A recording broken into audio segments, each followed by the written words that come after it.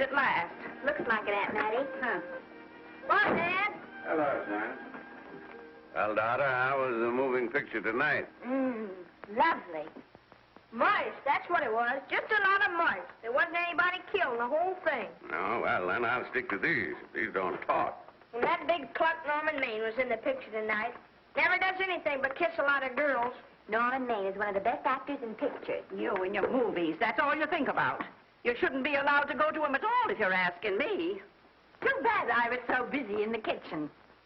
I didn't hear anybody asking you. Hello, Granny.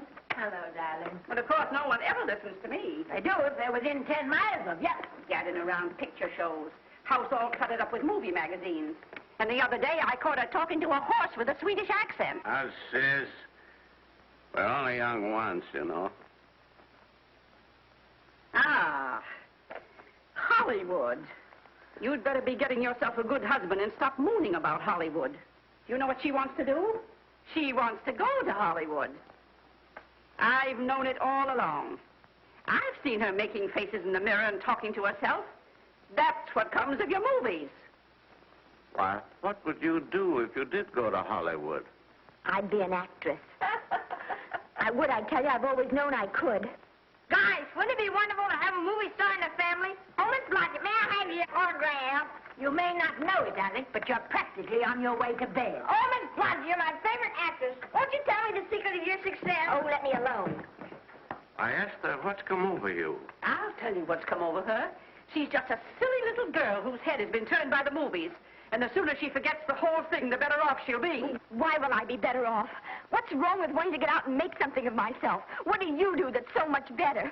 Just because you're satisfied to sit here all your life, you think you can laugh at me. Well, someday you won't laugh at me. I'm going out and have a real life. I'm going to be somebody. You know, if it was spring, I'd say give her a good dose of sulfur and molasses.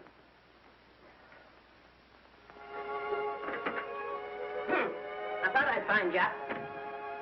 Oh, stop that.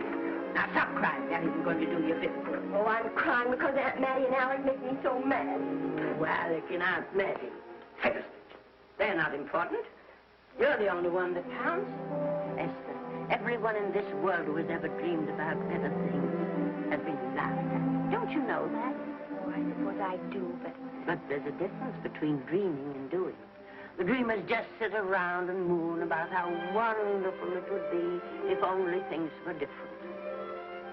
And the years roll on and they grow old. And by they forget everything, even about their dreams. Oh, I don't want to be like that. I want to be somebody. Oh, yes. You want to be somebody. But you want it to be easy. Oh, you modern girls, give me a pain. When I wanted something better, I came across those plains in a prairie schooner with your grandfather. Oh, everyone laughed at us. They did at all the other pioneers. They said this country would never be anything but a wilderness. We didn't believe that. We were going to make a new country.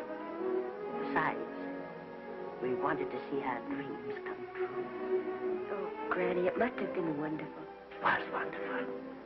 But don't you think for one single minute that it was easy, Esther Blodgett? We burned in summer and we froze in winter.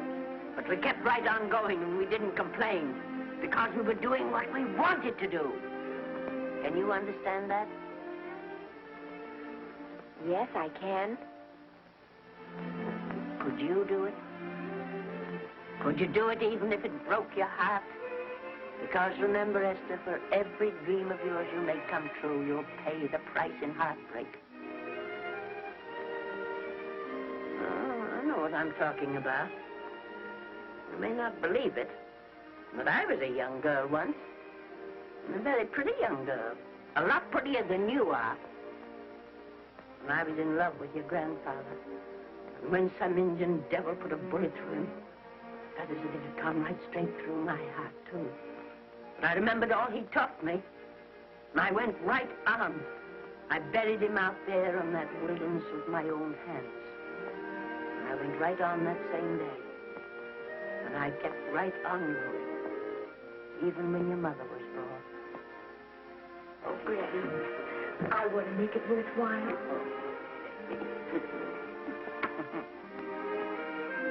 You know, Esther, there'll always be a wilderness to conquer. Maybe Hollywood's your wilderness now. From all I hear, it sounds like it. But if you've got one drop of my blood in your veins, you won't let Mattie or any of her kind break your heart. You'll go right out there and break it yourself. That's your right. Here. Oh, here. Stop that nonsense. Here. Take this and go to your Hollywood. Oh, I can't take your money. Well, why not? It's your savings. Well, I was only saving up for my funeral. Now I don't think I'm ever going to die. Oh, Granny, how can I ever thank you? By giving me your word of honor that you'll never tell a living soul where you got that money. I promise. Remember, if you do, I'll have you arrested for robbing me.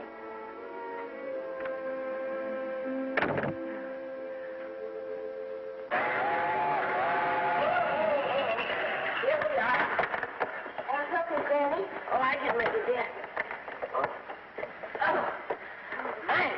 I kissed Dad goodbye. Just a little kiss. He didn't even wake up. I bet you didn't try that on your Aunt Mattie. Oh, Aunt Mattie. Think of her face when you tell her. I am thinking about it. I've waited for that chance for 30 years. Here she is, girl. Oh, thank you, cousin.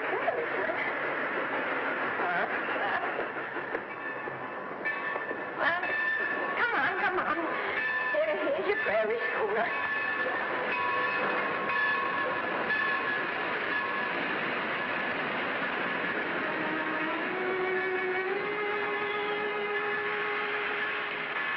All aboard.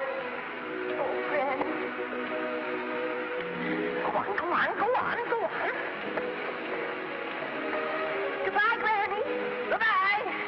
I'll be waiting for you in those movie pictures. Don't tell Mattie. You know, my eyes are not as good as they used to be, but my ears are all right. So you remember, talk up good and loud. All aboard. Bye. Bye. Bye, Granny. Bye.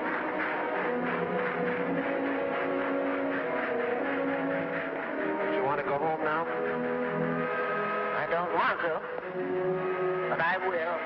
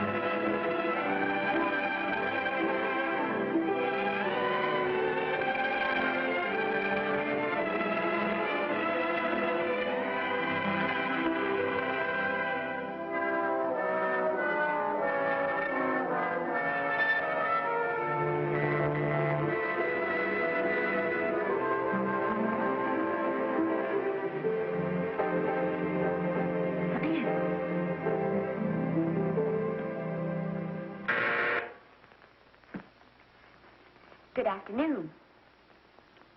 Day, week, or month? Well, it's a little hard to say. You see, I'm going into the movies. Well, you better take it for a week. It'll break your jump to Beverly Hills. Are all the studios really near here? All except Gaumont British. I suppose the best way to get a job is to go straight to the studios, isn't it? I haven't any illusions, you know. I'm perfectly willing to begin with a little bit of a part, or even as an extra. $6, please, in advance. Oh.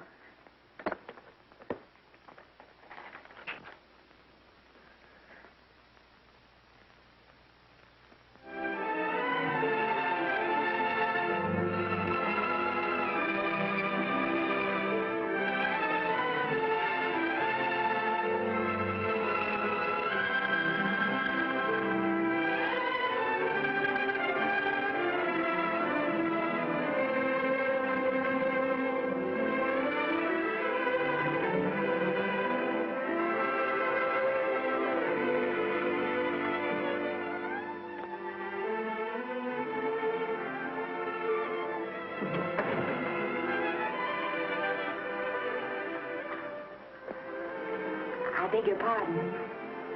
I'd like to register for extra work. How long have you been in Hollywood? Well, it's about a month now. We haven't put anyone on our books for over 2 years. Come here. I'd like to show you something.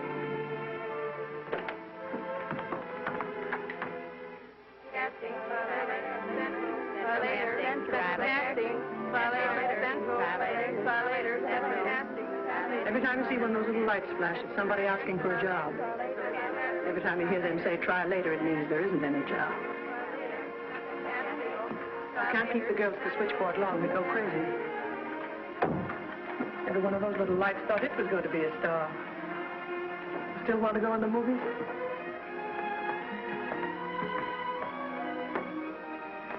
You know what your chances are? 1 in 100,000.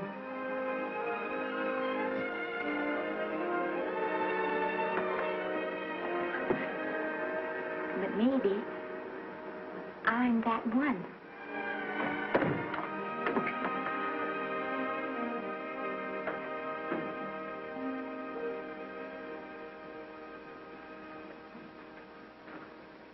Any phone calls for me, Mr. Randall? Oh, no. Jesse Lasky and Sammy Goldwyn must be writing letters instead. How's the luck today? And there wasn't any. Maybe you don't go at it in the right way. Now take Danny McGuire here. He knows the ropes. Don't you, Danny? Sure, I've had him around my neck for years.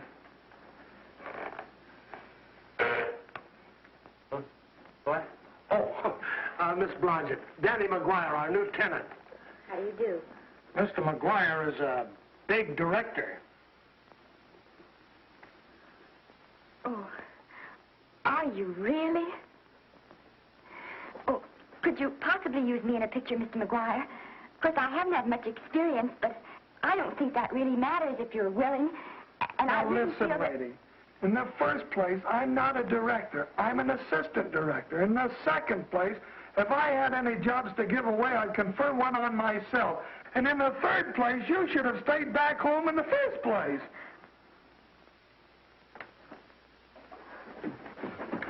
Oh, no, look what you've done. Hey, wait a minute. Hey, don't be that way. Don't do that. Gosh, I didn't mean to get tough, but a guy thinks he's being kidded when somebody asks him for a job and he hasn't got one for himself. After all, I'm not a big enough shot to hurt your feelings. I'm sorry. It wasn't just that. It was a lot of things. Looking for a job every day and never getting any nearer to it. I guess I was beginning to get a little scared. I know. Lady, do I know. Well, there's only one thing to do for that feeling when you're tired and sunk and down to your last nickel. Come on and I'll buy you a drink. Well, it's not as bad as down to the last nickel. I still got $11 left. $11? You're going to buy me a drink. Come on.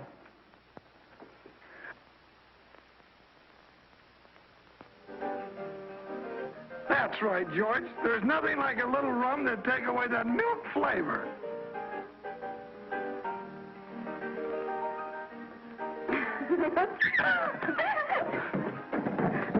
I beg your pardon. Certainly.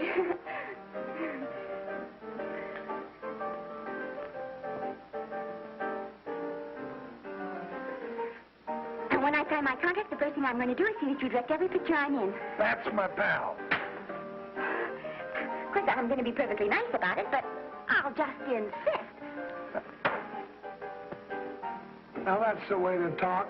Don't let them lick you. Oh, I should say they can't lick me. If they try anything like that, why... I just won't sign.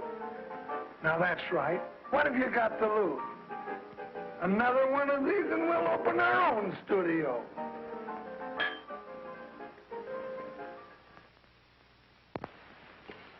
Bill rendered $24. Past due. Remit without further delay. Me.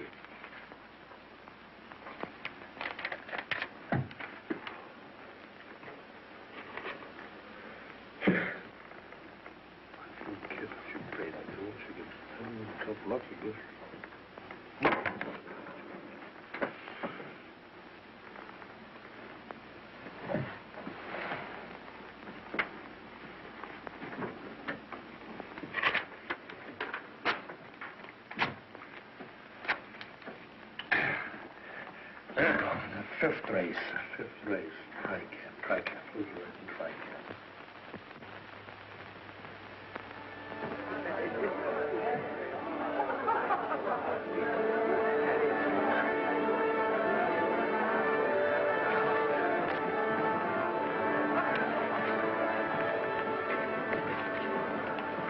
Hey, the program's going to be swell tonight. Now, you take this fella Beethoven. I'm a pushover for him. And Chopin, well, he's not so dusty either. But I kind of wish that once in a while they'd play something you could sort of go out whistling, you know, like Blood Nacedo, Blood. Well, there's a tune. Hey, why don't you throw your hat in the air or something, can't you? This is a celebration. My job starts tomorrow. I know it does, and I think it's swell, Danny. Gee, I wish you were in on it, too. But, oh, no, it would have to be a war picture. One of those big novelty numbers, a war picture without any beautiful women at the front. Oh, well, something will happen soon. Maybe. Why don't you go home, kid? Oh, Danny, I can't do that. I came here, and I've got to stay. Well, now, if it's on account of money, I can... Oh, thanks. You've given me enough already. Anyhow, this is no time to be worrying. This is a party. Look at all the people. Everybody in the world. Look. That's me and Maine.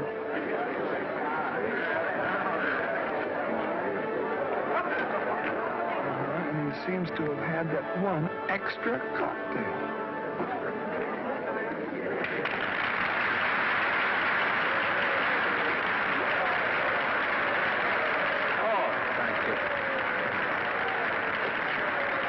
Sit down, you dope. That's for the orchestra leader.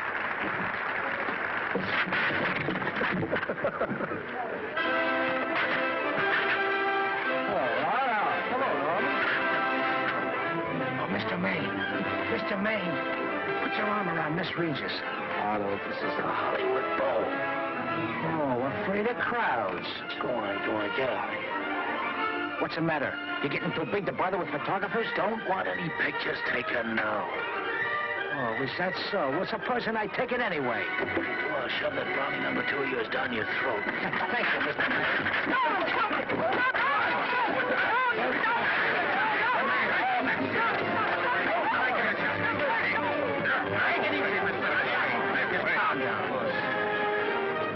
Normie, come back and sit down. Everybody's laughing at you.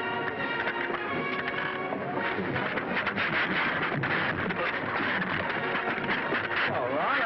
Hi, Norman. Is he always like that? Well, I suppose he has to sleep sometime. Oh, and he's so wonderful on the screen.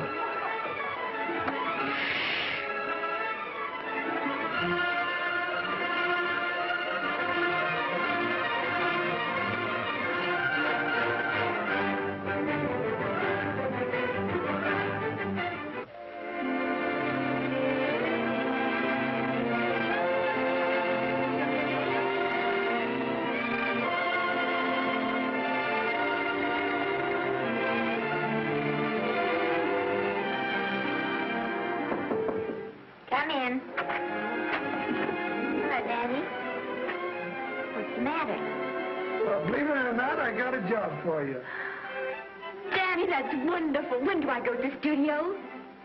Well, you don't exactly go to the studio. Oh, it's on location. Well, it's not exactly on location. But of course, I haven't any makeup. Will you tell me what to get and sort of help me put it on? Well, you don't exactly need any makeup. You see, it's not really a picture job. It's being a waitress. Oh. Well, it's kind of a picture job if you look at it right. You said it was a waitress. Well, it's waitressing for Casey Burke, the big director over at our studio. He's giving a party tonight to kind of celebrate on account of finishing the picture, and he wanted me to get him an extra waitress, and it's $5. And I thought of you right away, Esther. That was awfully sweet of you, Danny.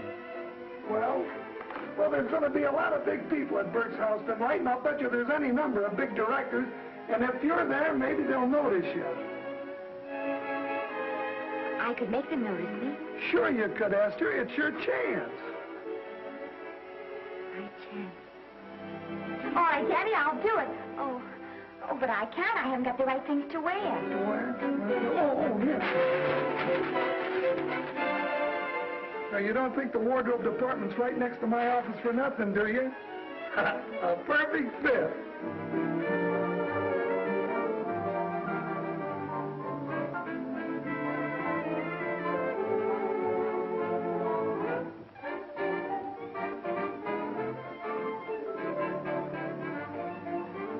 Did you get to the preview last night? I did.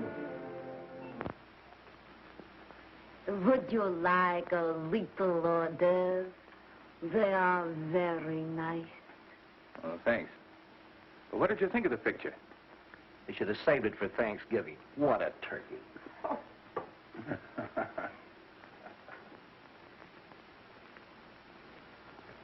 Will you have some hors d'oeuvre? You do like hors d'oeuvre, don't you? I don't think there's anything so enjoyable as hors d'oeuvre before supper, and these are really delightful.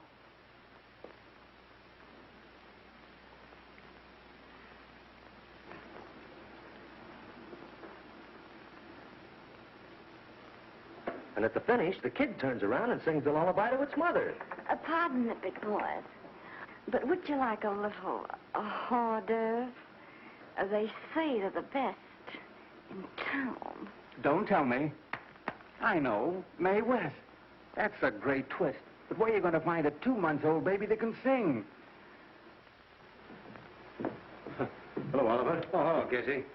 You want to fire me now? Wait till you see the picture.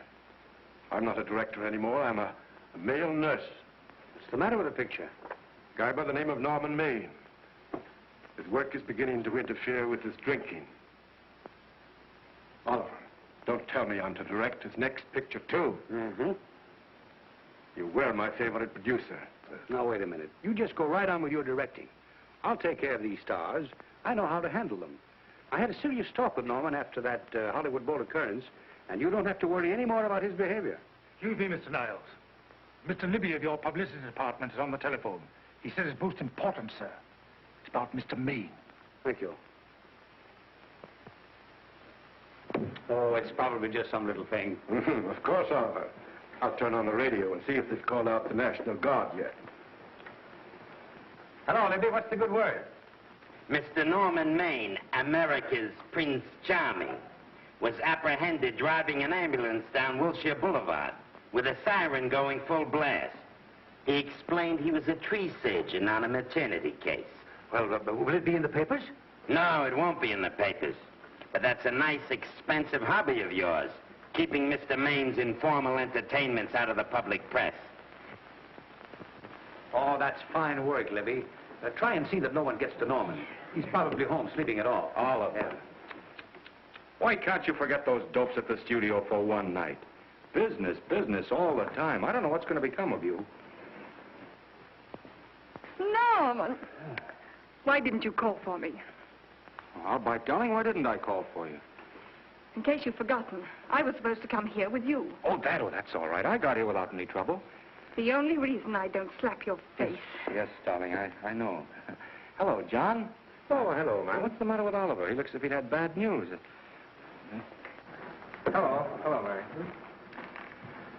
What's the matter, old boy? Maybe I'm wrong. I guess I've been drinking too much lately. No, you have to cut it down. It's bad stuff. Scotch and soda.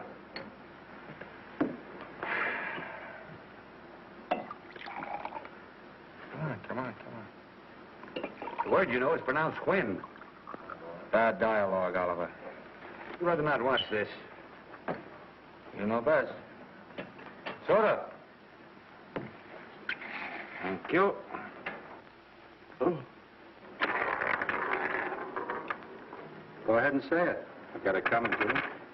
Don't make it tougher on me, Norman. I don't want to stand here and preach, but take a look at my side of it. I'm trying to make pictures with you. I know.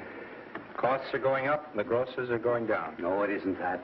I've made lots of money with you, and I can afford to take a loss. But I hate to see you going the way of so many others. Why don't you get Lloyd's to insure you against me? You can't get insurance against a man forgetting who he is. You're a great star, Norman, but there's nobody so big that he can afford to have people refuse to work with him. Who doesn't want to work with me? You... Quiet. Listen, I know plenty of people who do. Yes, and so do I. But your real friends can't stand seeing you start to fall apart. What do you mean by that? The first signs are always the same. Not being able to remember your lines. Cameraman struggling to cover your hangovers. And all because you have to have a good time. Every day and every night. Listen, I've warned you for a long time. Okay, Oliver, you're a swell guy. You won't lose any money on me. I'll promise you that. I'll be ready for the curtains when the time comes. When it does, here's my epitaph. And now I think I'll, have a little drink. Scotch and soda.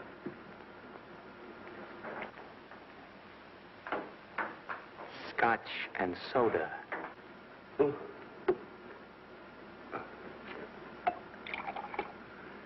Come on.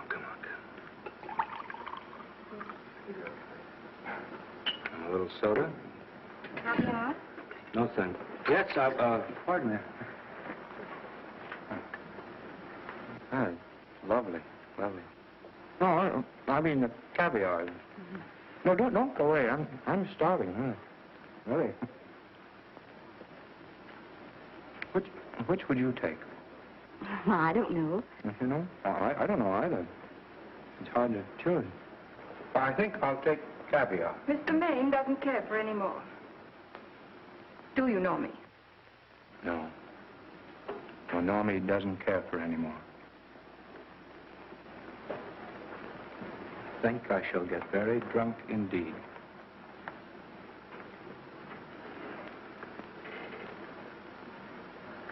Scotch and soda. Sorry, I have something.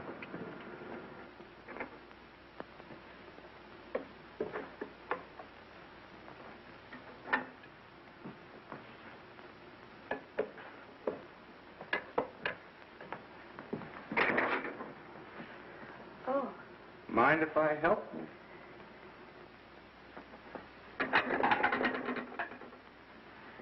Won't they miss you?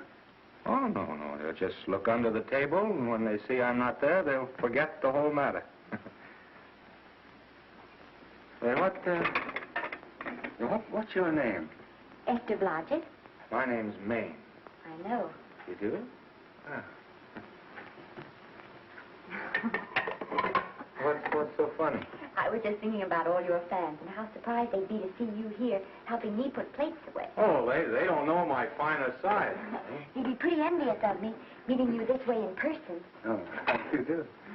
Well, tell me, are you disappointed? Yes. Now you've done it. Oh, never mind that. That makes the room look lived in. Tell me, why are you disappointed?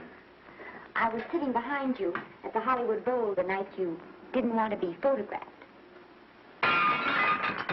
Yeah. I'm told I crept into many a heart that night. Oh, I can never explain this. You know, you have very pretty hair. You better get out of here. And a sensitive mouth. And a charming little Precisely why are you here instead of with the rest of the guests? I'm just trying to be helpful. I see. Are you sure there's no other attraction? Well, it might be that my old mania for putting plates away is coming back on me. It's rather odd. I always know where I can find you if there's a pretty girl around. It's not only odd, it's embarrassing. You're being deliberately insulting, Norman. I put up with this for long enough. Dear, don't lose your temper. Remember, we must try to keep the voice low. I know you'll excuse us if we go on with our work.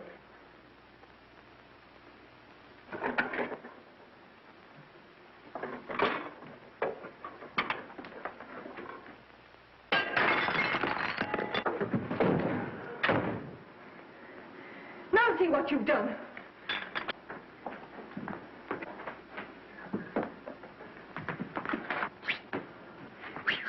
Come here. Help me up. Are you hurt? No more than usual. Come on, the wolves are on us. We got to get out of here. Oh, I can't. The dishes aren't finished. Oh, yes, they are.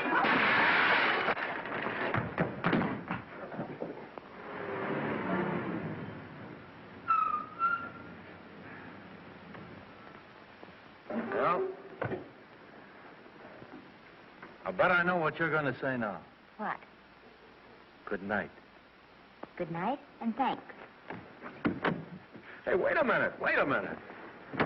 Hey, you realize that all I found out about you is that you're foolish enough to want to go into pictures? But why is it foolish? Look at you.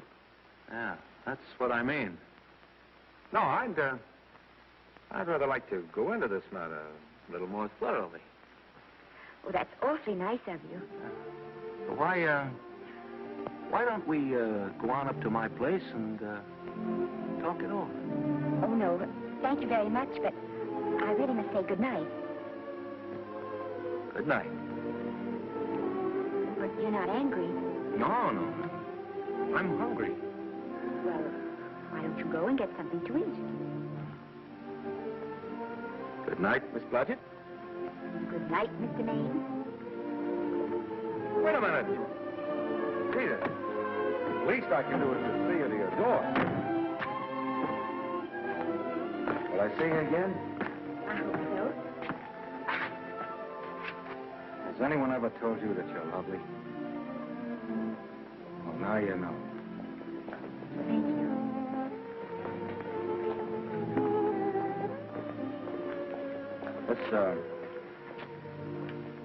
It's hard to say, but I want to say it anyway. You know, on the screen, in private life, you know. But whatever I do, I still respect lovely things. And you're lovely. You understand? Yes, I think I do. And it isn't that bump on the head that's doing this. Well, I'm glad.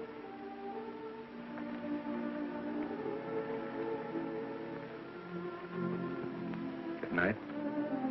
Good night.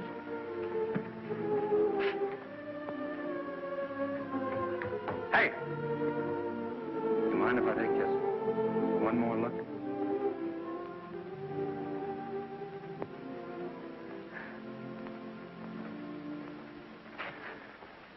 Go away. Quite impossible. I wouldn't even consider it. No.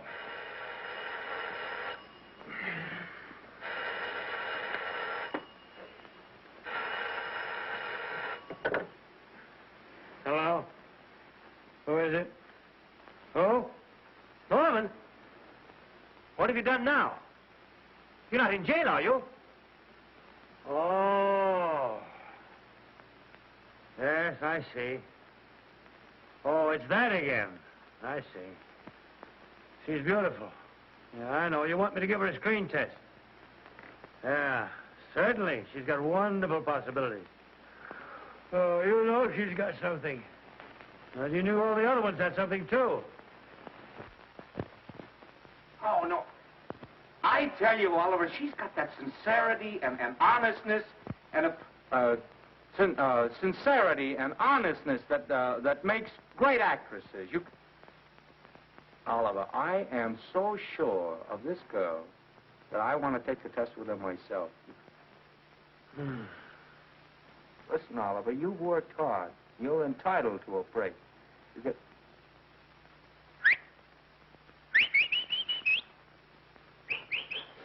Yes, I heard you. Anything. Yes. Yeah. Oliver, look. You try to get a little sleep now, old man. All right. All right, boy. Good night.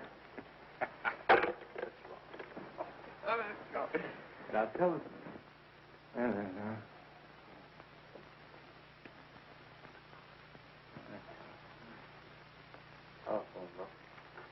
Telephone book.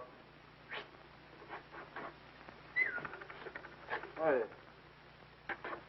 telephone. Hey, Olive, telephone book.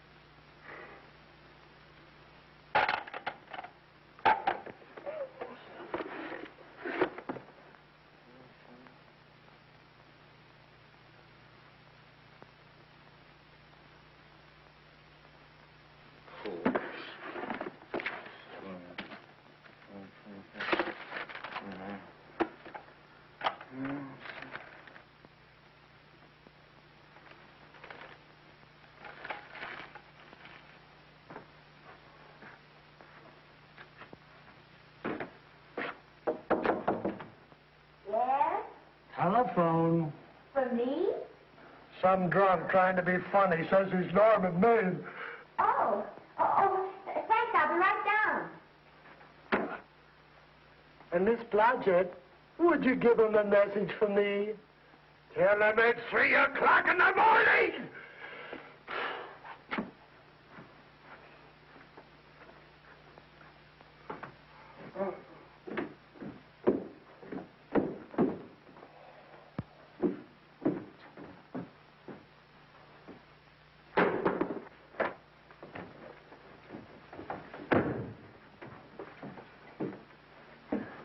Hello? What? Oh. Oh. Oh. Oh, yes. I'll be there. Oh, thank you.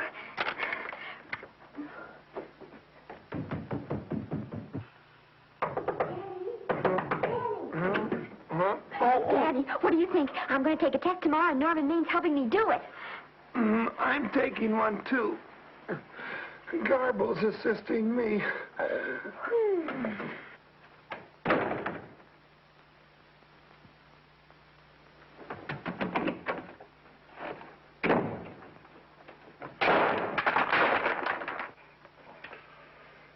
Oh.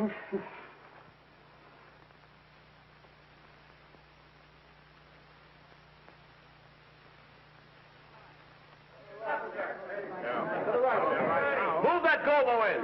With a silk on that broad. No, the Yankee.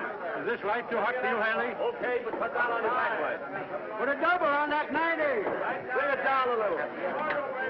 That's it. Now sweat it.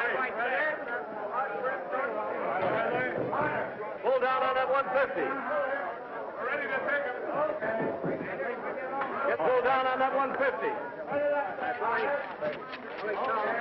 Okay.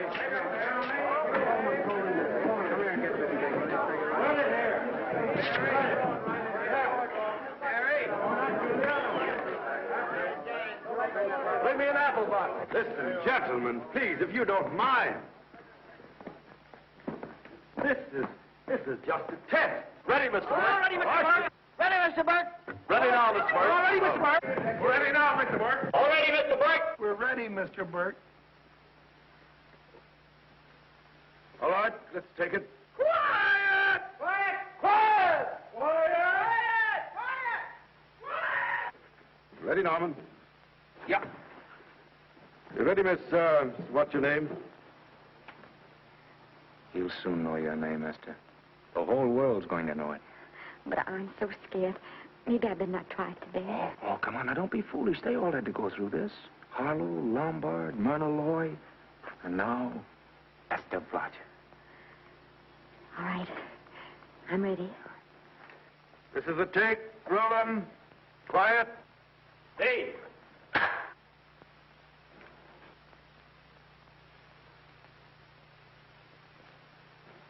I may as well tell you that my whole organization thinks I've gone a little nuts to sign you. Well, maybe they're right. I've been nuts before. You see, all the experts seem to think that your type is a little mild for present-day taste. But I rather believe that tastes change, like eyebrows. And I think that also, like eyebrows, tastes are going back to the natural. You look like a nice girl. I think I'm going to like you. That's not important. I think the public will like you. That is important. Oh, yes. I see what you mean. I mean, I know it is. Well, I don't think it's going to be easy. Nothing you really want is ever given away free. You have to pay for it. And usually with your heart. Someone else told me that once. But you still have to work it out for yourself. Oh, well, all this is just a long way of saying, I'm glad you're with us and good luck to you. And now I'm going to turn you over to our demon press agent, Libby. Don't let him frighten you. He has a heart of gold, only harder. And for the love of Pete, learn to close your mouth and keep it closed, even in your love scenes.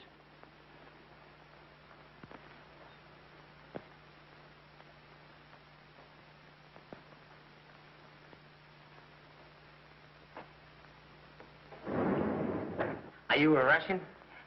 No, I was born in Fillmore, North Dakota. Oh, no. First saw light of day in a mountain cabin, a trapper's hut, high up in the Rockies. Go on. Well, I always wanted to be an actress.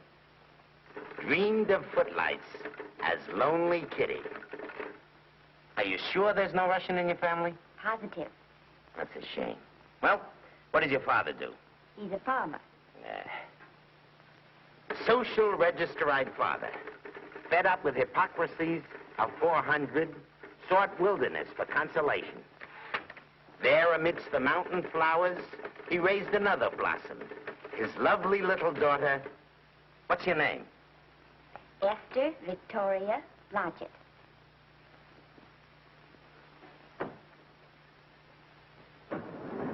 Greatly appreciating your attention in this matter, very truly. Do you know what her name is? Esther Victoria Blodgett. Hey, we'll have to do something about that right away. Esther Victoria Blodgett. Well, that Blodgett's definitely out. Let's see, Esther Victoria, Vicky. How about Vicky? Oh, I think that's terribly cute. Let's see, Vicky. Vicky what? Vicky, pronounced Vicky. See, Esther, Besta, Sester, Desta, Festa. Oh, that's very pretty. Jester, Hester, Desta, Lester. Vicky Lester. Oh, I like that. Say it. Vicky Lester. Say it again. Vicky Lester. Say it again. Vicky Lester. Say it. Vicky Lester. Say Vicky Lester. Vicky Lester. Vicky Lester. Vicky Lester. Vicky Lester. Flash. Alvin Isle Studio discovers new starlet, a Cinderella of the Rockies. Her name is Vicky Lester. Those who have peeked tell me she couldn't be more divoon. The face of an angel and such natural talents. Her voice is a symphony. Her very walk, they tell me, is enough to drive men mad. Not that way. Get the lead out of your feet. Lift them up.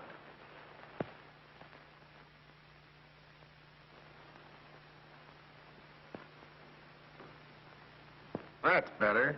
It's terrible, but it's better. The quality of mercy is not strained. It droppeth as the gentle rain from heaven. Cease. Through the mouth, my child, through the mouth. The nose is for smelling roses. Proceed. Does she have to look surprised all the time?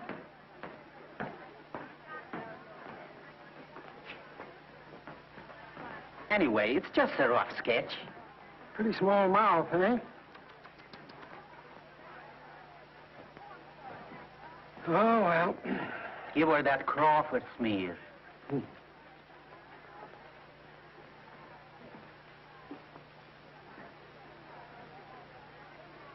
This'll give her that deeply... Yeah.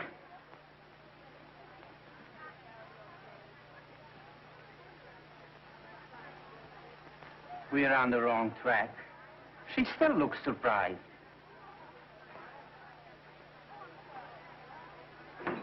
Listen, drunk people, we're shooting on the set this morning, not in the commissary. Now, come on, snap into it. Acme Trucking Company? No. Mr. Smith is not in.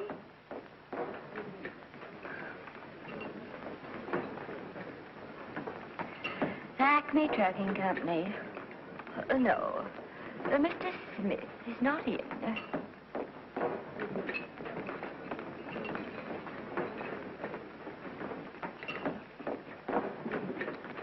Good morning. What can I bring you, Mr. Maine? That just shows how long you've been here. Mabel, bless you. How soon are you and I going to be married, huh? I don't know. You'll have to ask my mother.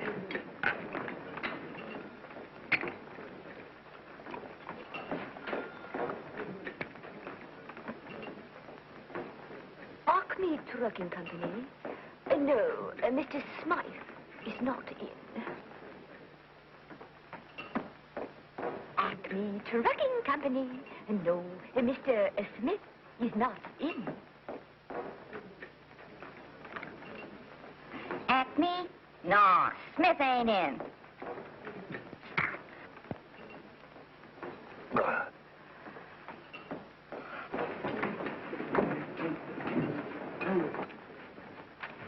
Acme Trucking Company? I'd like to speak to Mr. Smith, please. Mr. Smith is not... Oh, Norman. What's all this between you and Smith? I've got a part. It's only one line, but it's in the picture. It's ambition that made you break that date with me last night. Well, I had to be here so early this morning, and So did I. I had to stay up all night to make it. you've started your picture, haven't you? No, we're still in the testing stage. You can't seem to get the right girl for the lead. Gee, you think with all the girls there are that... Yeah, I know, but this one's got to be different. She's got to be little and cute and sweet and intelligent. It'll blow me down. What? Will close my tired old eyes. Well, what is it? Hold everything. Come on. Come on.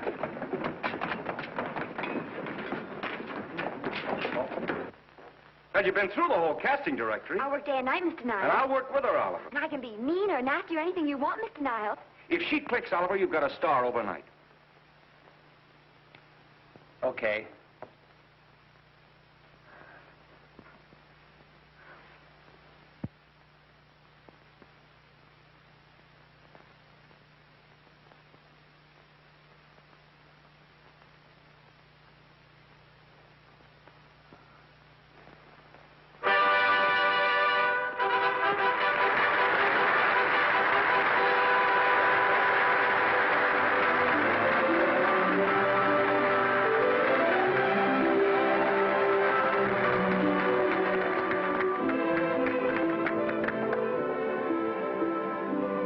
Wait till you hear them at the end of the picture.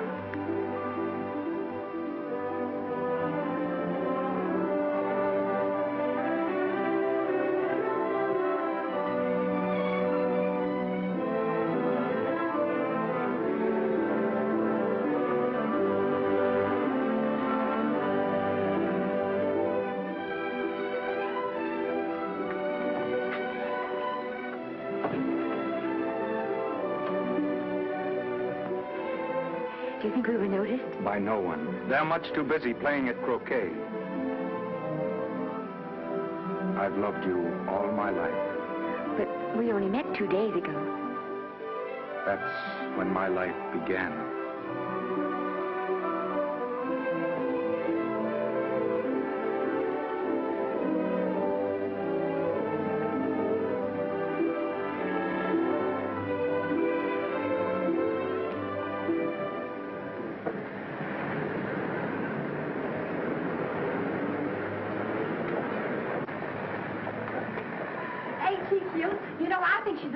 hope I am, don't you? I think she's sweet. Well, it's Vicki Lester's picture, all right. I think she was much better than he was.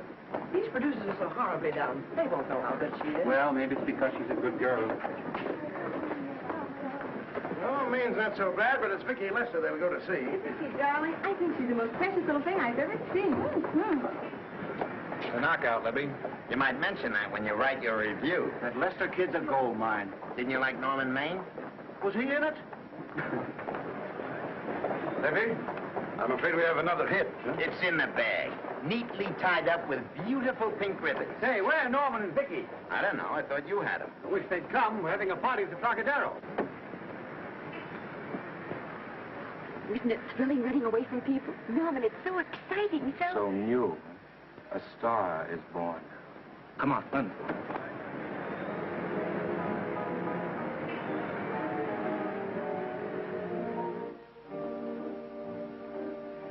It's wonderful, isn't it? Crazy quilt. Oh. It's a carpet that's spread for you. It's all yours from now on, you know. Come, Esther. You're a success. You'll have everything in the world you want. I hope it'll make you happy. Hasn't it you? Then there was one thing I never had. Lots of times I told myself I'd found it, but I always knew I was lying. Still, I never stopped looking for it. Maybe it'll come. Well, I think it has come, Esther. I only wish it weren't too late. Oh, but it's not too late. No, you can't throw away your life the way I've thrown away mine and have anything left that's good enough. No. You can. Norman, you can. You mustn't tell me that, Esther. I'm so afraid that I'll believe it.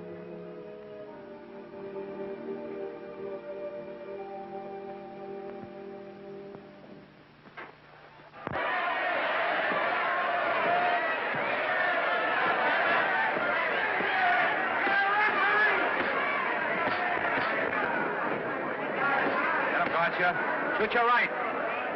Swell, isn't it? Lovely. What spot you get? Can't you hear me, Gotcha? Shoot your right.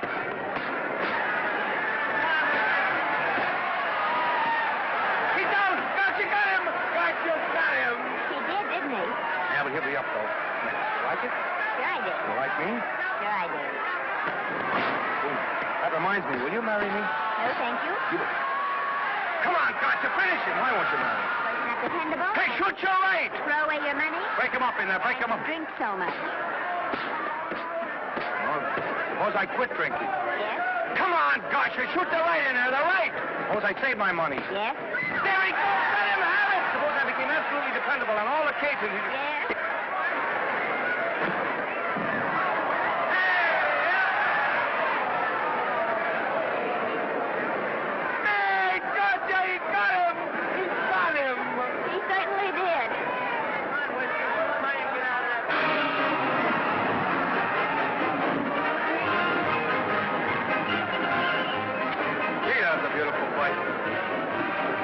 Norman. What, dear? Would you do all that for me if I said I'd marry you? No, certainly not. I was just supposing. We're going to be married. Guess I didn't read that line right. I'll try it again. We are going to be married. Both of us. Yeah, to each other. What do you think of that? Well, when? Where? Well, we thought we'd elope in the conventional manner. What's the matter? It's trying to decide whether it's good for the studio. Is it? It is. And bless you, my children.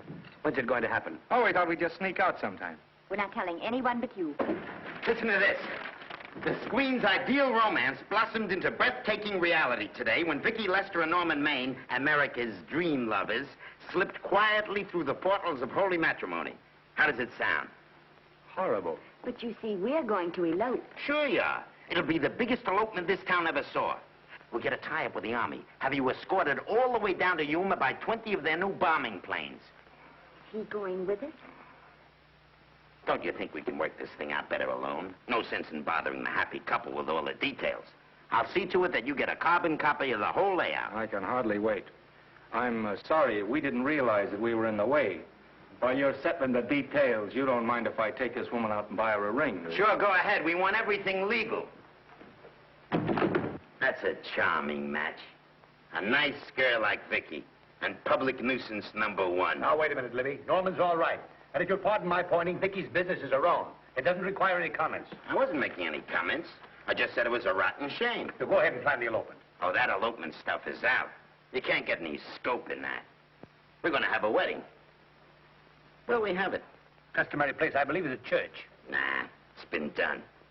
This has got to be something big. The beach. I can visualize it. The bridesmaids in bathing suits. 20,000 Santa Monica school children spelling out the word love. It's a novelty, but is it big enough? Why not the city hall? A police escort of every motorcycle cop in town. Sirens screaming, confetti pouring out of buildings like the Lindbergh reception in New York, only on a big scale. What's the matter? Isn't it big enough? And now, if any man can show just cause why these two may not be lawfully joined together, let him now speak, or else hereafter forever hold his peace. Do you, Alfred Henkel, take this woman as your lawful wedded wife? Will you love, comfort, honor, and keep her in sickness and health as long as you both shall live?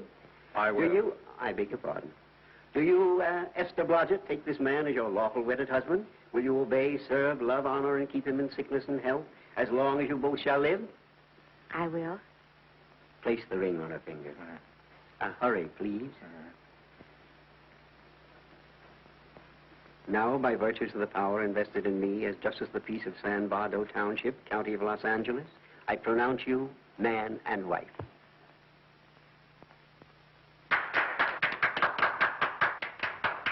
Quiet! And now I must exercise my prerogative of office. I hope you'll be very happy, Mrs. Hinkle. Thank you. Thank you, sir. Oh, Thank you Danny. very much. Now, if you'll please sign the license. Oh, yeah. You know, Mrs. Hinkle, I can't help but believe I've seen you somewhere before. Oh, really? Well, I believe this is the first time I've ever been in San Bardo. You know, your face is familiar, too, Really? Mr. Hinkle. There you are, sir. Thank you very much. Oh, Here's your thank you, receipt. sir. Thank you. Goodbye. Goodbye. See you again. Yes, goodbye. No, I don't. Let me now see. No. Yeah, I think you got by with it. But it was close. That JP was just beginning to remember where he'd seen it. Well, anyway, we got away from Libby. Hello, sir. If you will be kind enough to glance between my shoulder blades, Mr. and Mrs. Henkel, you will find there a knife buried to the hilt. On the handle are your initials. Lovely to have seen you, Libby. Hold it, wait. Hold it, Danny.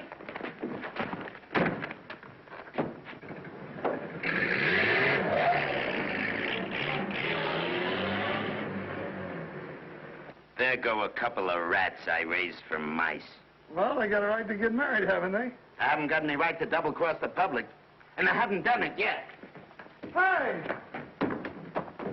People versus Porky Washington. We're charged with violating Section 600. Young man, you're in contempt of court. Operator, get me the Los Angeles Tribune. I've a good mind to put you under arrest. Wait till I make the score. You wait, too. Tribune, give me the city desk. Johnny, this is Matt Libby. I got a flash for you. Norman Maine and Vicky Lester were married at 2:30 this afternoon. Vicky Lester? Court recess.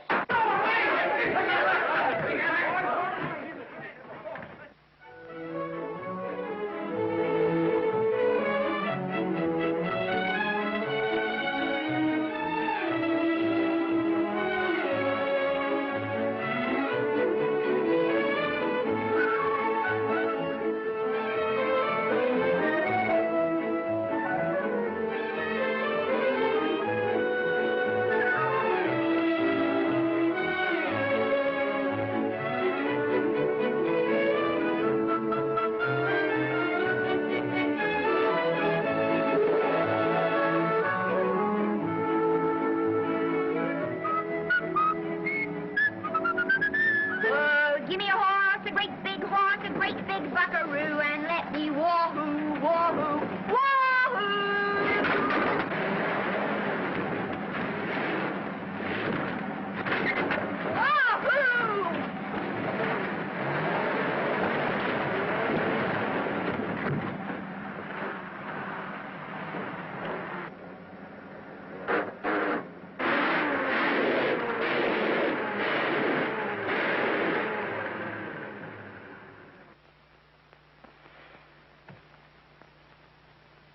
Wahoo. Wahoo. I don't want to sound immodest, but I think I've stripped a gear. Well, sit down, won't you, and let's get acquainted. We'll probably be seeing quite a bit of each other from now on. No. Might just as well break the ice now as later.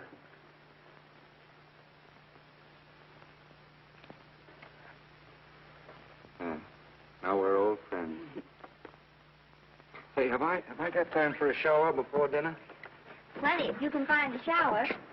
I never can remember where that thing is. Does it pull out or slide under? Here, I think I can find it. Nope, it's the linen closet. Here it is. Nice work. Oh, half the time those things are just luck. I'll see if I can disinfect this steak.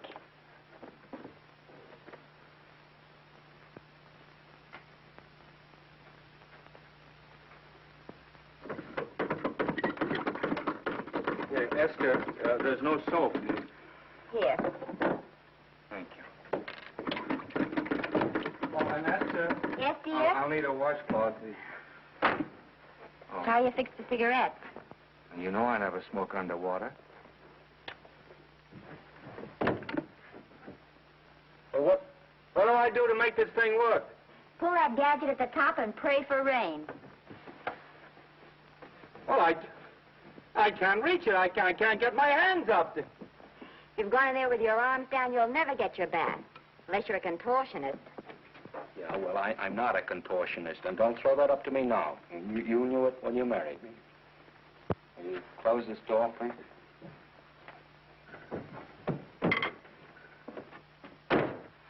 Thank you.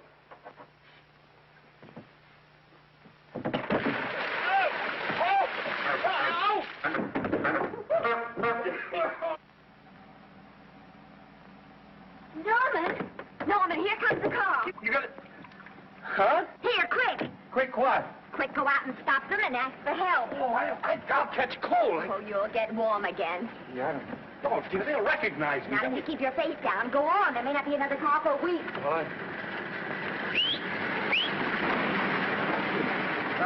Howdy, partner. Howdy. Stuck? Yeah, how'd you guess it?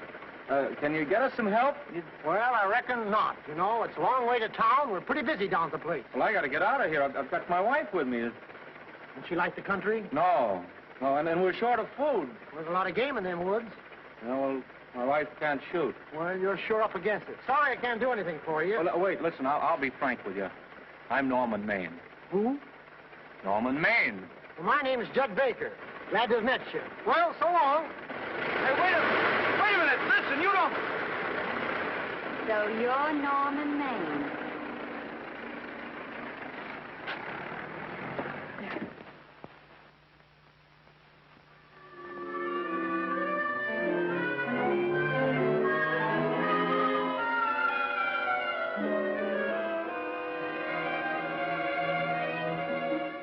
I got my prestige to look out for. I'm supposed to be the best publicity man in the racket. And they laughed themselves sick when I even tried to get a decent mention of Maine. Yes, I know how sensitive you are, Libby, and I don't like to see your feelings hurt. Thanks, boss. Now, Vicky, there's a dish for free space. But if Maine swam across the Pacific, the papers would keep it a secret. Well, the exhibitors don't like him, the critics don't like him, the public don't like him, and I don't like him. Who likes him?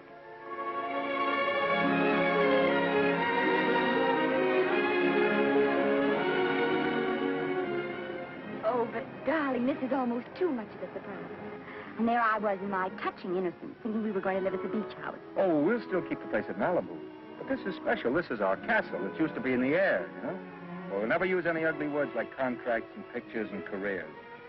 When we come in those gates, we'll check the studio outside. Come on, I got another little surprise for you.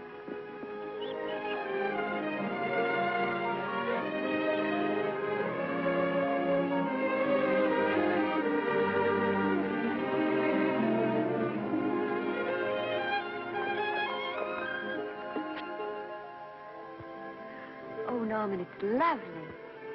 So are you lovely. The whole world's lovely. Hey, hold it!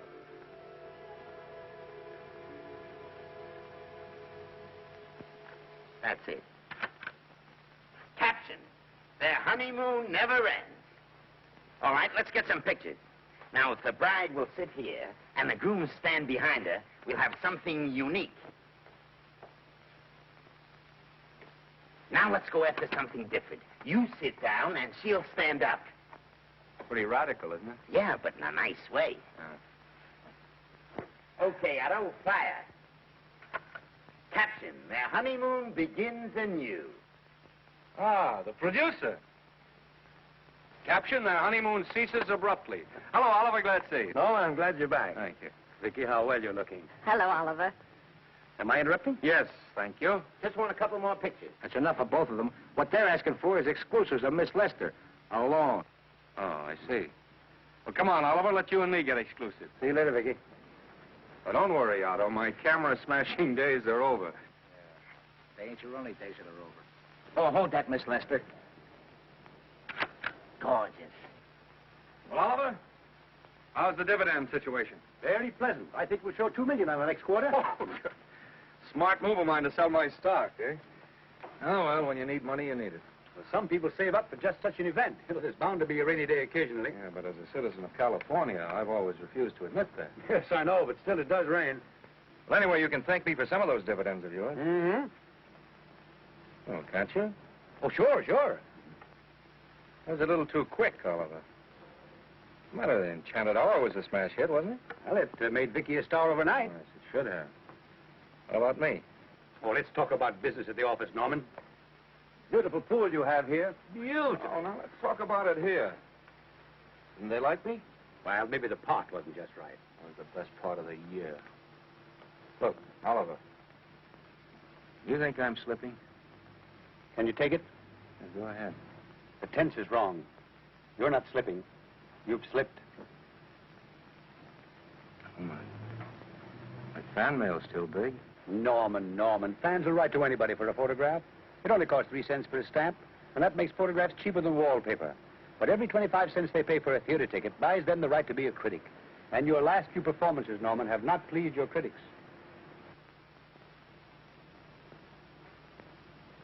You remember I told you I'd be ready for the curtains when the time came?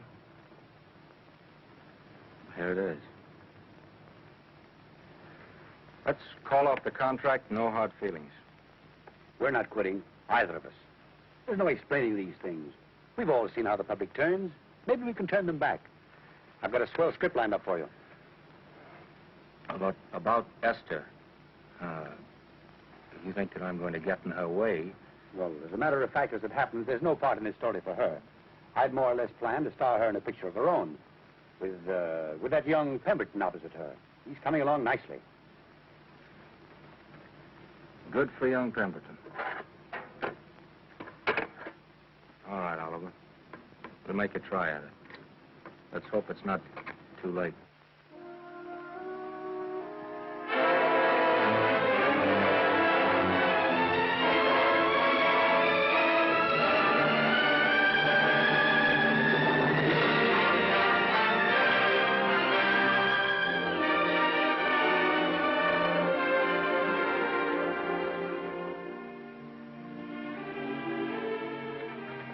No argument.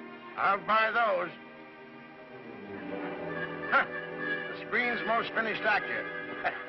I'll say he's finished. He keeps them away in droves.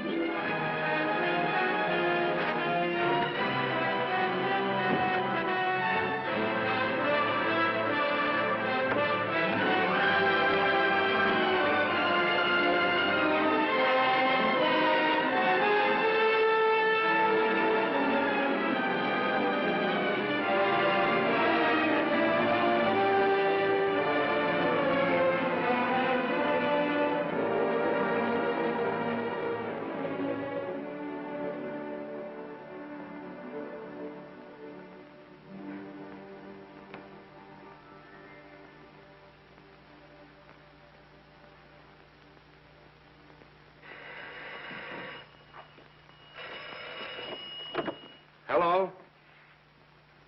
No, Miss Lester isn't home as yet. No, I'm not the butler. But I can take a message just as well as he can, honest. Oh, is that you, Norman? Swell. Listen, Norman, this is Artie Carver. Hiya, kid. Swell. Say, I hear you're through with Oliver Niles. Is that on the level? Please, Artie, I'm not news anymore. Forget it. Say, what kind of a settlement did you make on your contract? Give me a figure so I can do a story on it. There was no money involved. We just called it quits. Okay, I'll fill in my own figure. Say, by the way, I've been trying to get an interview with Vicky for 2 weeks, but she's always busy. How about you giving an old pal a break by speaking to her for me? Sure, I'll ask her. Swell. So long.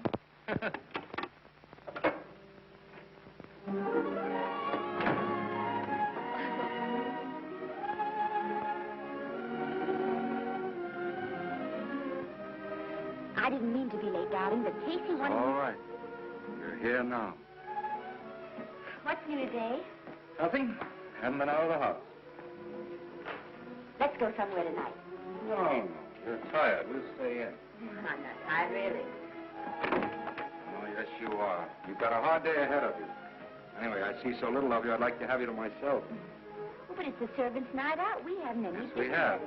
I fixed a little snack with my own lily white hands. I'm learning to cook in my spare time. Then I think I'll marry you. I get it. You want to make an honest cook of me. Comes in on wheels in this joint.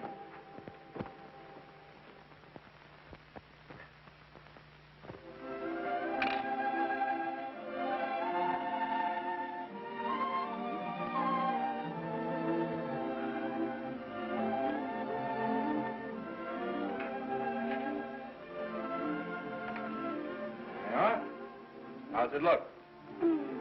Wonderful. Huh? That's what I thought. Now then, don't be formal, just pitch in. Yeah?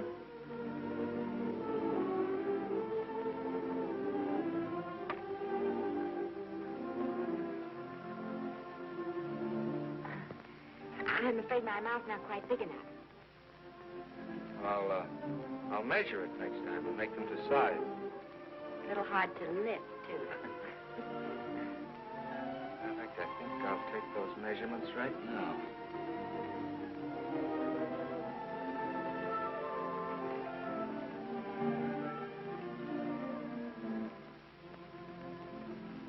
That's what I wait for. All day.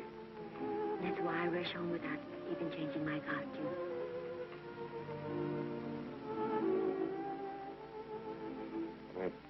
We're forgetting that we're hungry. Would you like a sandwich? Thank you. I still have a little work on this one.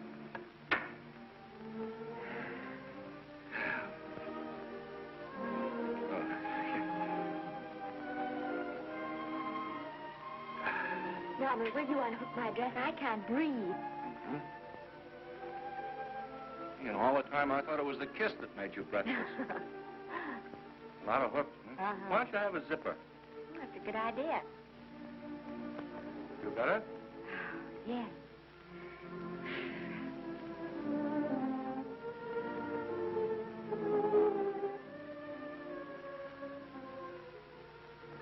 Don't look now, but I think that guy on your left is in love with you.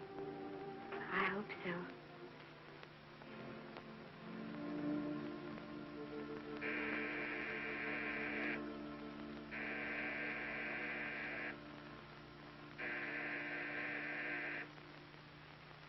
It's the doorbell. Is it? Maybe they'll go away. Oh, they never do at a time like this. Here. Just a minute, dear. I'll be right back.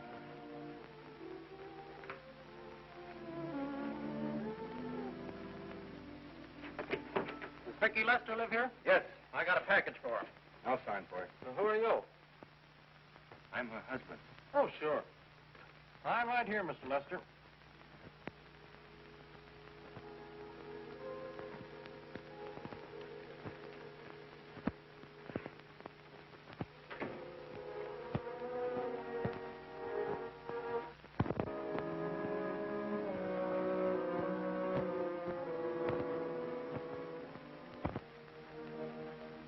Package for you. Oh, by the way, I forgot to tell you, they want you for a benefit at the Shrine Auditorium next Wednesday night. I told them I'd ask you. And, Oh, darling, I don't want to hear about that now. Well, you better wait till I finish before I forget them all. The Academy dinner secretary phoned. She wants to know if you want a table reserved for you.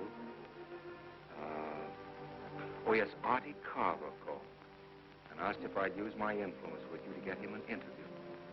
I told him I'd try. That was all, I think. Oh, Norman, let's don't talk about those things now. We're forgetting the wonderful food you prepared. Oh, I'm not very hungry now. I think I'll fix me a little drink. No.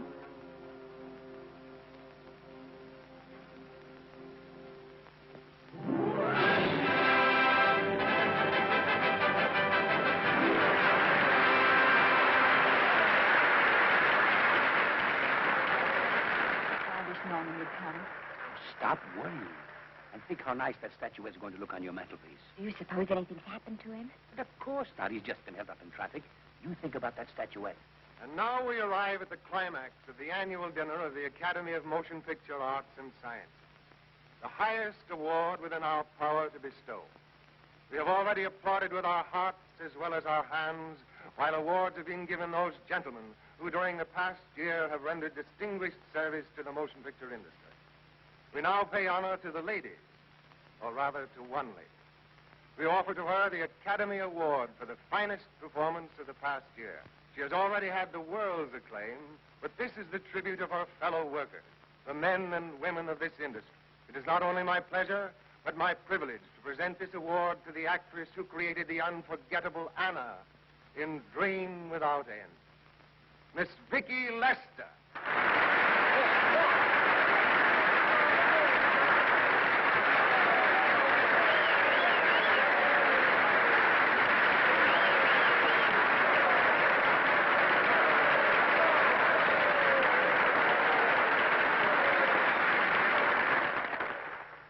What more can we say, Miss Lester? This says it all for us.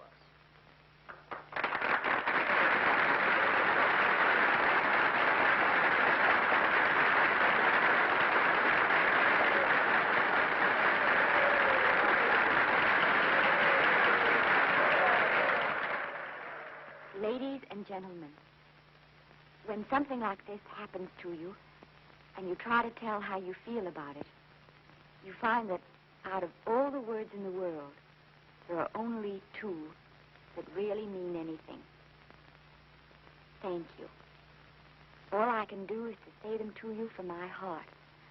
All I can do is to keep on saying them. Hey, that's fine. All the thing. That's a very pretty speech, my dear. Very pretty. You said the right thing. I want to be the very first one to congratulate you on that valuable little piece of bric-a-brac. Now I want to make a speech. Gentlemen of the Academy and fellow suckers, I got one of those once for a best performance. They don't mean a thing. People get them every year. What I want's a special award, something nobody else can get.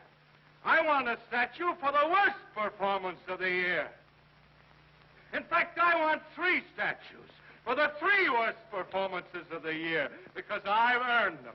And every single one of you that saw those last masterpieces of mine knows that I've earned them. Libby, start the music. What I'm here to find out is, do I get them or do I get them? Now answer yes or no.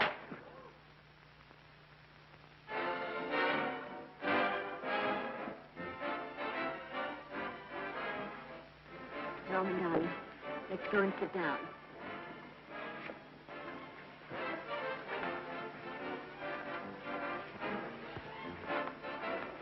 Come on, Norman, sit to that. That's for you, Norman.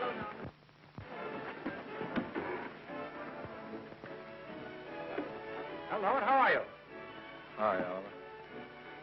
My dear, do let me congratulate you. You must be terribly proud and happy tonight. Thank you.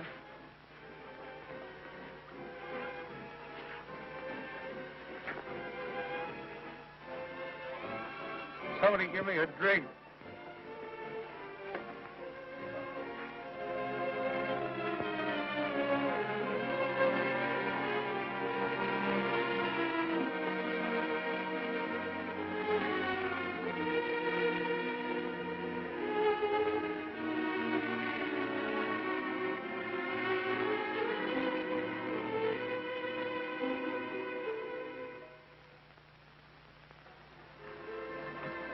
Oliver, nice of you to come to my dressing room. Vicky, how are you? I missed you. Everyone's missed you. Have a nice trip. Well, a 3-month tour of the theater circuit scarcely comes under the head of pleasure. But the way they're screaming for your pictures all over the country. Miss Lester, if I may talk shop, you are a knockout. Thank you. It's good to hear that. You've been crying. A little. How's Norman?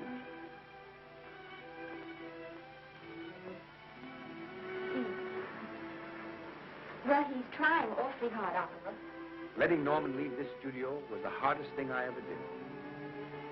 There was nothing else I could do. I know. Has he been... Is he all right? He's gone to a sanitarium.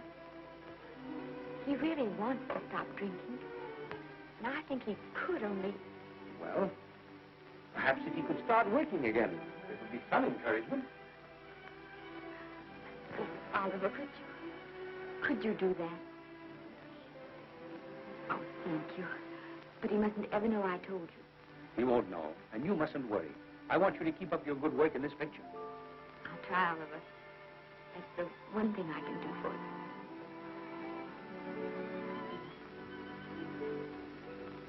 you. If you'll just sit here, Mr. Niles, I'll have Mr. Maine brought down. Thank you.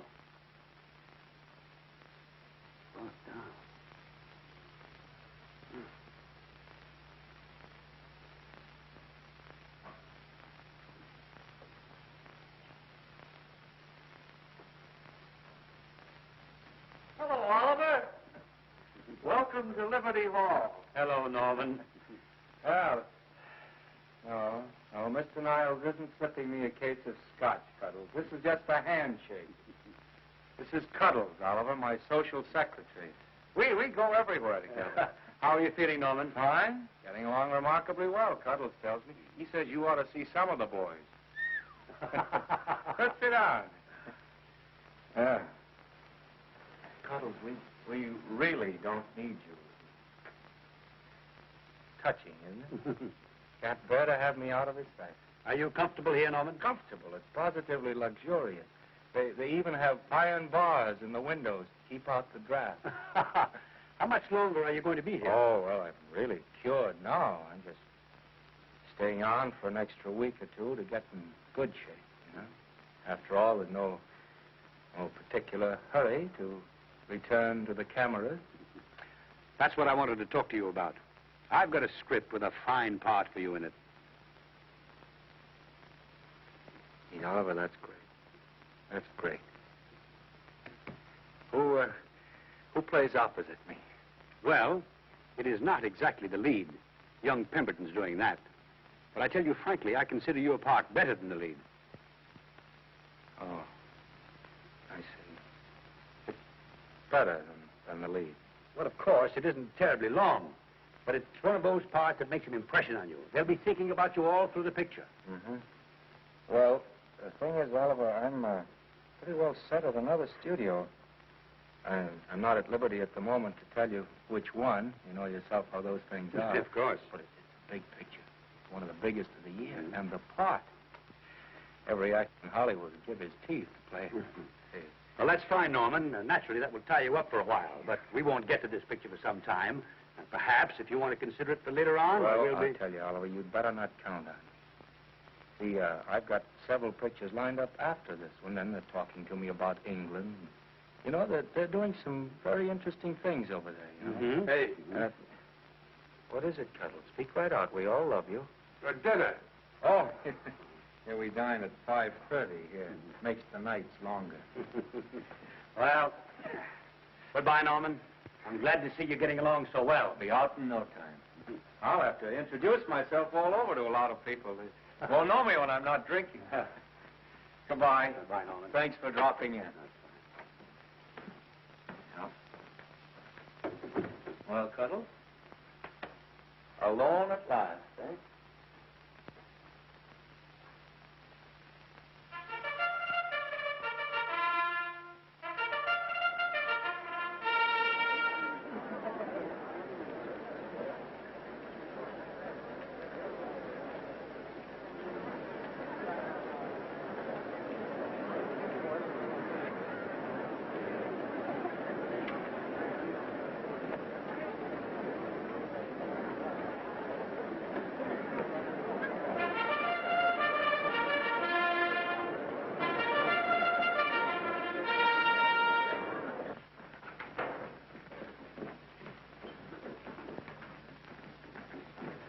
Bert? Sam? How are you, Marion? Oh, hello. Hello. Hello, Normie. Glad to see you. How I hate to run into these has-beens. They give me the creeps. Me too. He was good while he had it. And he had it quite a while. Hello? Hello, Mr. Maine. I haven't seen you in a long time. Oh, I've been resting. Ginger ale, please. Ginger ale and what? Ginger ale and ginger ale. A new leaf? A whole new book. Thank you. Scotch straight. Hello, Libby. Why, it's Mr. America of yesteryear. Do they let you wander about now without a keeper? Oh, sure. I'm a trustee now. Didn't expect to find you at Santa Anita. What do they do with the actors while you're away? Oh, they cut them into slices and fry them with eggs.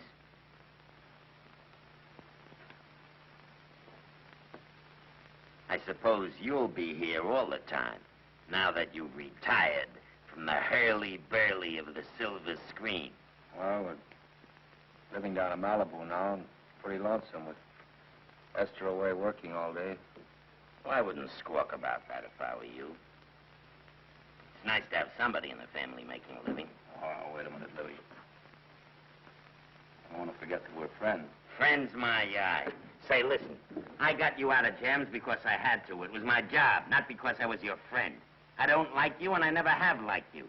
Nothing made me happier than to see all those cute little pranks of yours finally catch up with you and land you on your celebrated face. Pretty work, Libby. Always wait till they're down, then kick 'em. I don't feel sorry for you. You fixed yourself nice and comfortable. You can live off your wife now. She'll buy you drinks and put up with you even though nobody else will. Wait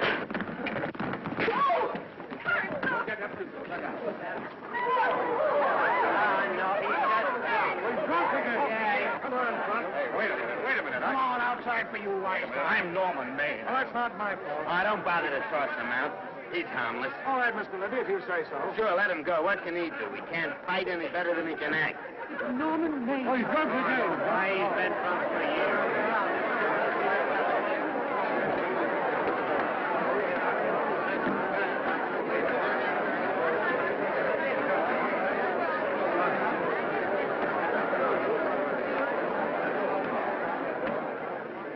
Give me a scotch. Double. Leave the bottle here.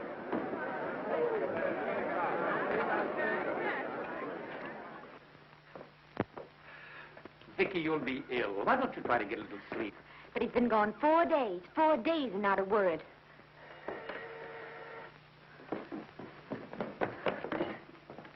Oliver, I can't. I just can't. Hello? No, this is Oliver Niles speaking. What? Where? Thank you. What is it? Nothing. Oliver, tell me. He's in the night court. He's been arrested on a drunk charge. Now, he's all right. He isn't hurt. I'm going right on and get him out. I'm going with you. Vicky, it isn't any place for you. And if it gets in the papers, What do there'll I care about the papers? I'm going with you.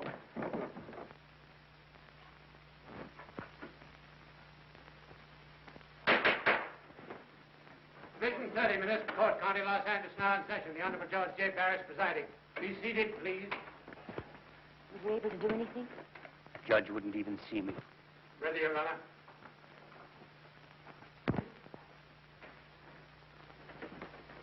I want to advise you that you're entitled to be represented by counsel, to be confronted by the witnesses that may testify against you, to compel witnesses to attend on your behalf to a public and speedy trial by the court or by a jury, and the right to be admitted to bail.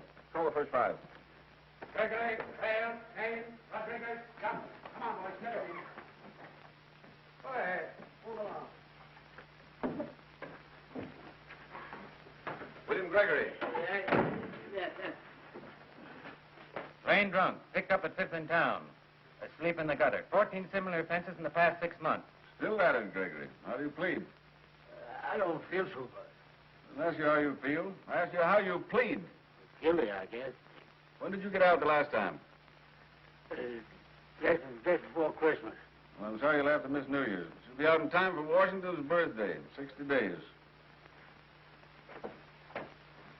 Milton Rails. Plain drunk, picked up on Brooklyn Avenue, given treatment at receiving hospital, then removed to jail. How old are you, Rails? 17, sir. Did you take a good look at those men in the cell with you last night? Yes, sir. And have you taken a good look at yourself this morning? No, sir. Well, I suggest that you do. $5 or 2 days. Sentence suspended. Oh, Judge. Alfred Henkel, more commonly known as Norman Maine. Drunk and disorderly. Cracked car into tree at Sunset and Coronado. Evidently been drinking for days. Resisted arrest and injured one of the arresting officers. How do you plead? Guilty. You're Norman Maine, the actor, aren't you? You've come pretty low, haven't you? There isn't a man here who's had the advantages you've had. Look what you've done with them.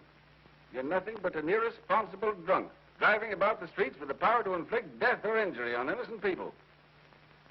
I think we'd better deny you that power for a while. 90 days in the city jail. Please wait.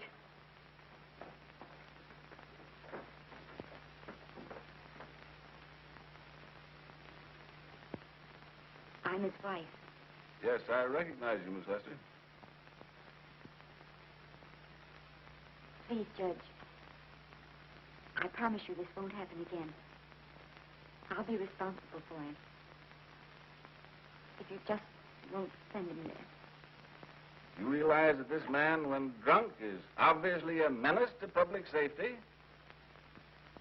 And you realize, too, Miss Lester, the responsibility you'll be assuming to this court and to the Commonwealth. I do.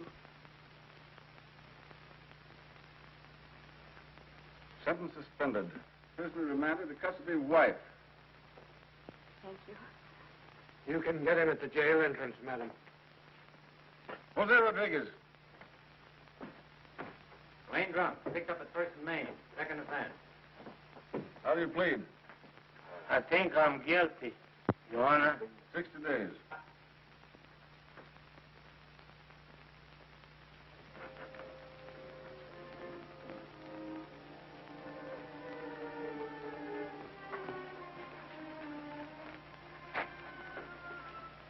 Yeah, I'm so tired. Hold it, Mr. Maine. The picture.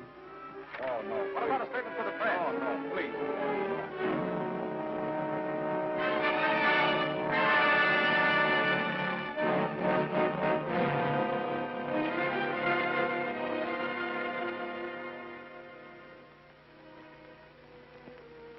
He could have slept innocently all day. It's the best thing for him.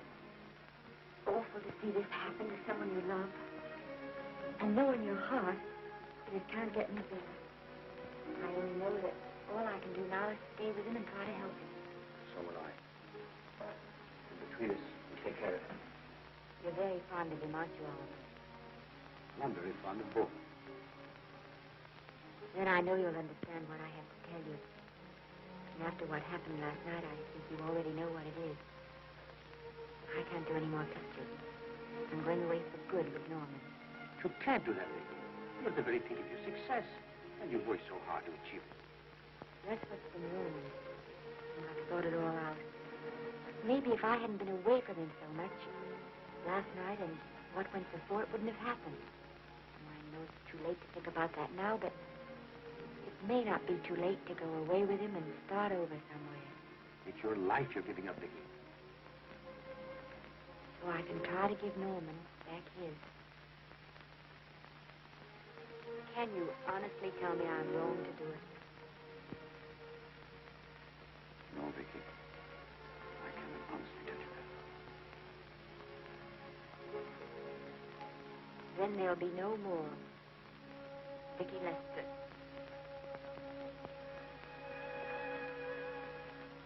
Come on, walk to the door.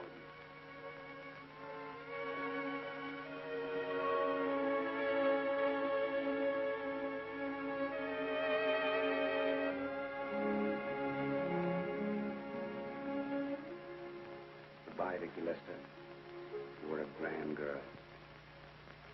Good luck, Mrs. Norman Maine.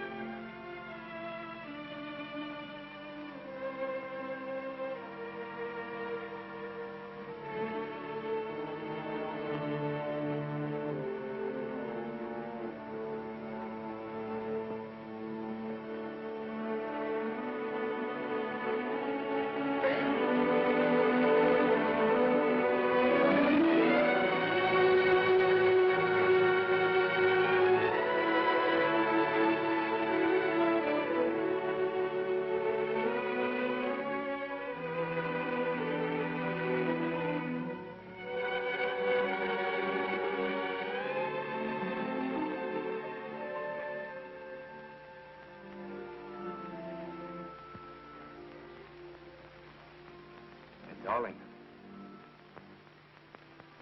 this is Maine coming in to apologize again.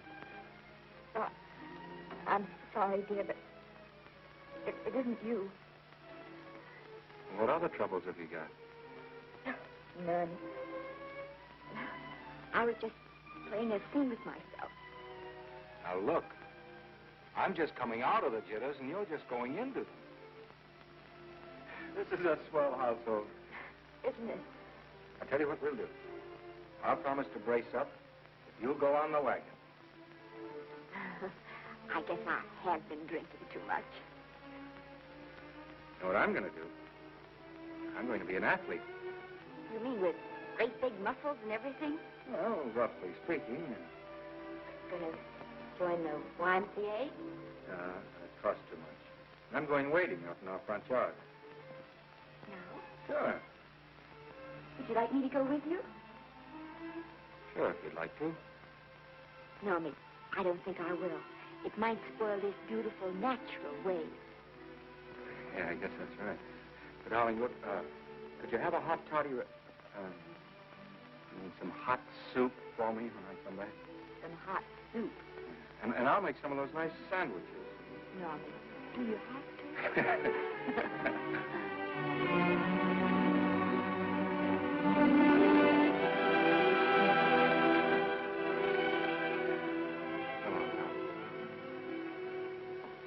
I don't stay in too long.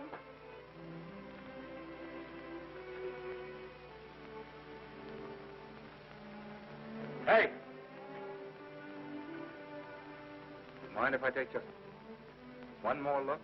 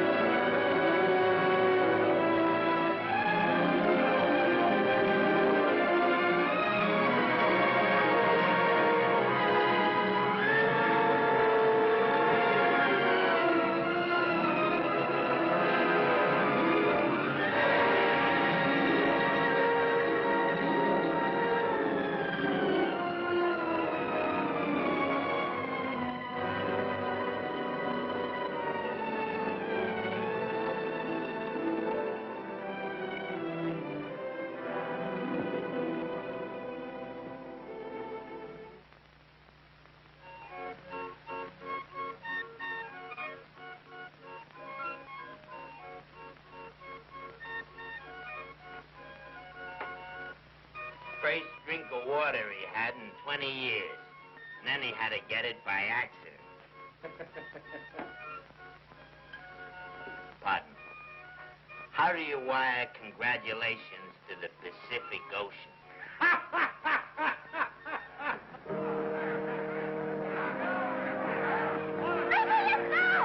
Oh, you can't see her face. Hello, Vicky.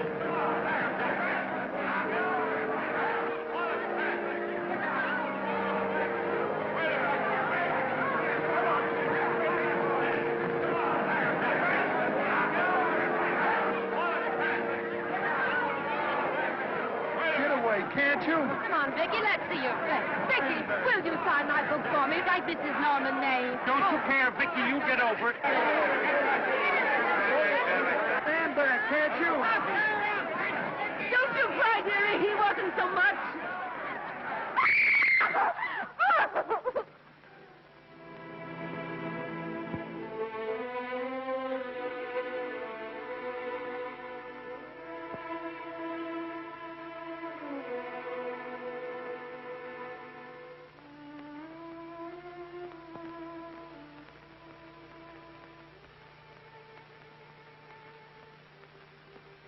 Do you mind if I take just one more look?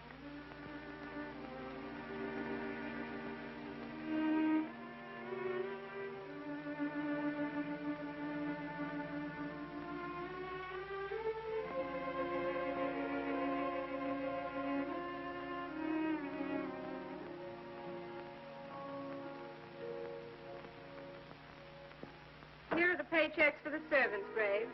You'll find a very nice bonus in each one. Miss Lester asked me to thank you for your kindness and service. If there's anything I can do for the little lady, I should be glad to do it. She would appreciate your attending to the closing of the Beverly Hills house. Put down those trunks. Put it down, I say. Well, where is she? In the bedroom. Who are you? I'm her grandmother. Get up.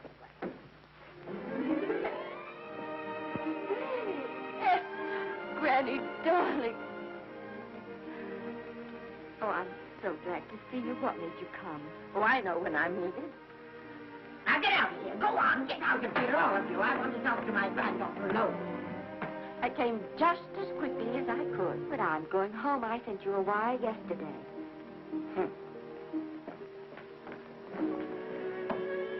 Sit down. Is it true that you're going to quit the movie? I never want to hear them again. What are you running away from, little girl? I'm not running away. It's just that I can't go on. My heart isn't in it anymore. Once I told you if you get what you want, you have to give your heart in exchange. And you said you were willing. Do you remember? I remember. It seems to me that you got more than you bargained for. More fame, more success, even more personal happiness. Maybe more unhappiness. But you did make a bargain. And now you're whining over it. I don't think I'd feel so very proud of myself if I were you, Esther. I'm not, Granny. My mind's made up. Well, and I'm sorry I gave you the money to come out here. It just wasted. Oh, but Granny... I was proud of you, Esther. I was proud to be the grandmother of Vicky Lester. It gave me something to live for. Now, have it ended. I know. Oh, I want to be strong, but I can't go on. You must. Tragedy is a test of courage. If you can meet it bravely, it will leave you bigger than it found you. If not, then you'll have to live all your life as a coward. Because no matter where you may run, you can never run away from yourself.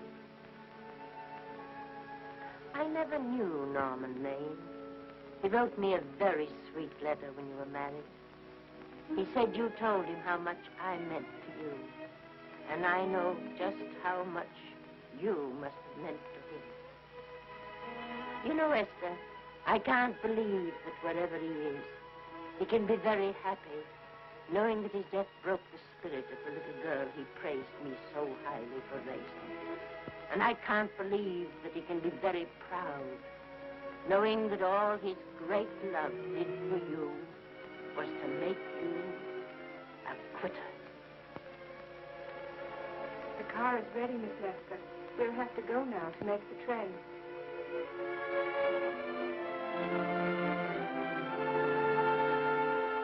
Put the car back in the garage.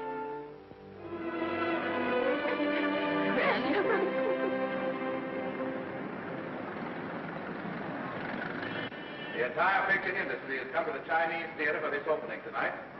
It has come to pay tribute to a great star on her long-awaited return to the screen in what has been called her greatest performance. It has come to pay tribute to the girl herself. The girl who has won the heart of Hollywood. The girl who has won the heart of the world.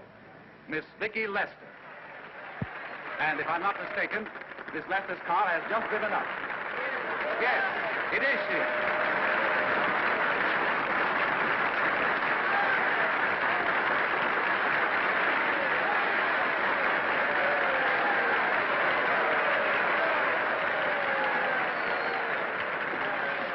This doesn't scare you too much. I scare very slowly, young man. 6 o'clock, folks, please.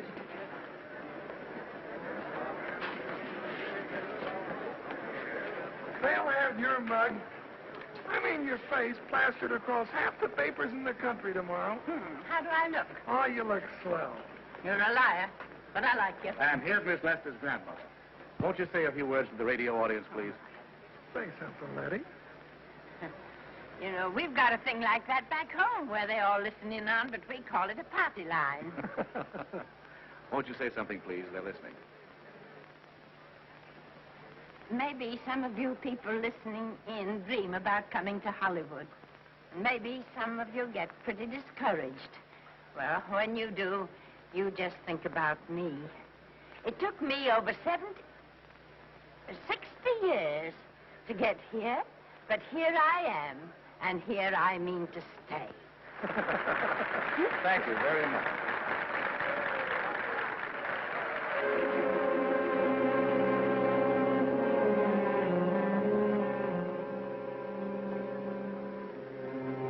Miss Lester.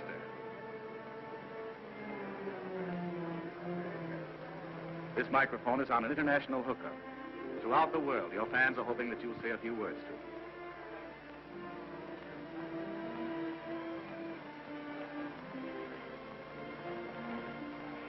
Hello, everybody. This is Mrs. Norman Maine.